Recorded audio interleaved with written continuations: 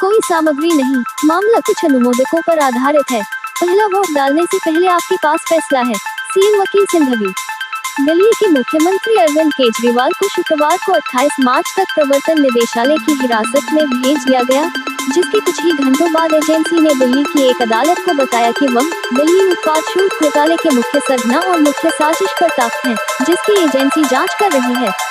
ED ने ये भी कहा कि उत्पाद शुल्क नीति में बदलाव के बाद प्राप्त रिश्वत का इस्तेमाल गोवा में आपके विधानसभा चुनाव अभियान के वित्तपोषण के लिए किया गया था।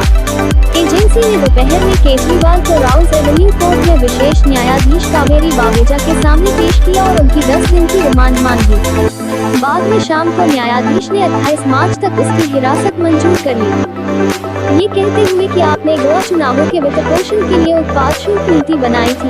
ईडी ने अदालत को बताया कि गोवा में चुनावों के लिए अभियान संबंधित गतिविधियों में लगे विभिन्न व्यक्तियों के बयानों से पता चला है कि सर्वेक्षण कार्यकर्ताओं के रूप में काम करने के लिए उन्हें नकद भुगतान किया गया था। क्षेत्र प्रबंधक, असेंबली प्रबंधक आदि। ईडी ने कहा, इन व्यक्तियों ने खुलासा किया है कि ये भुगतान उन्हें नकद में दिए गए थे।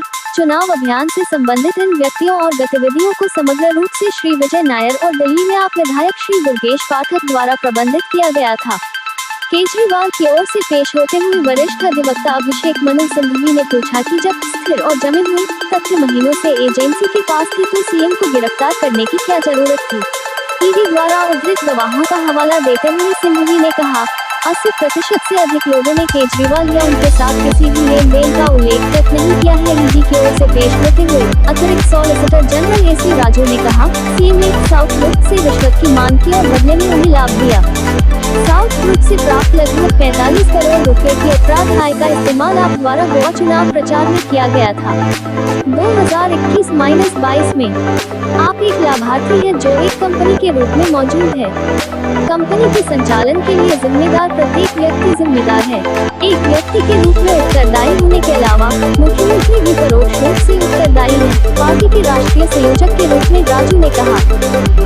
एजेंसी ने अदालत को बताया कि सबूतों को नष्ट करने के लिए विभिन्न आरोपियों द्वारा फोन को फॉर्मेट किया गया था।